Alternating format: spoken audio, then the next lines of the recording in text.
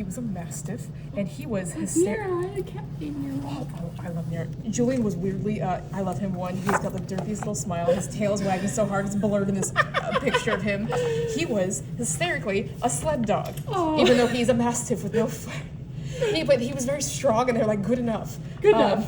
The owner's younger sister came up to join them. They did well, please. And the younger sister's like, well, I'm not leaving my dog. So she brought her Chihuahua Precious, who is sitting on top of Julian in this studio portrait. And it's a very modern kind of Instagram-y photo, but it's from 1897 or 1898. Also had a dog named Precious. Not much wrong with that. Oh my god. This also, I do love Nero.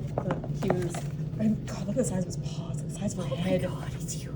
I love That's a big boy. He's such a good boy. The woman who owned him, Belinda Mulrooney, didn't trust a lot of people. Understand, she came up there by herself, and she was like, no, I don't trust any of you. But she trusted her dog and pretty much nobody else. She had gold. She found a decent amount of gold. She was bringing it back into town. And she had 2 guards, but they weren't allowed to touch the gold. It was all a special harness she had made for Nero. And Nero slipped. They were fording a river or creek, and he slipped. And they're big dogs, and gold is really, really dense. It's a heavy metal, it starts to pull him under. And they're trying to get the dog out of the river, and it's not. And so she's like, just cut off the gold, cut off the bags, take it off, whatever. Lose the gold. I'm not losing my dog. And so they get him out of the water. He loved her though. She was going back to the main continental U.S. for a bit, and she's like, you're gonna be miserable. It's a lot of boat rides. It's gonna be a few months.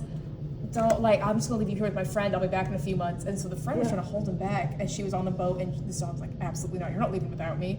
And breaks away, runs down the pier, jumps in the water, swimming after the boat. She's all slow the boat down so we get my dog. And she's like, you're coming with me, buddy. Let's go, Nero. So she brings him with her on the trip instead of leaving him. But he's a good boy. He's a big guy. But anyways, it's a great all the pictures. Also, the last picture, she's carrying her. It's so cool. She's carrying her puppies in a special side bag. That's amazing. It's so cute. Oh. Also, I lied. There's one more picture. That's not a dog.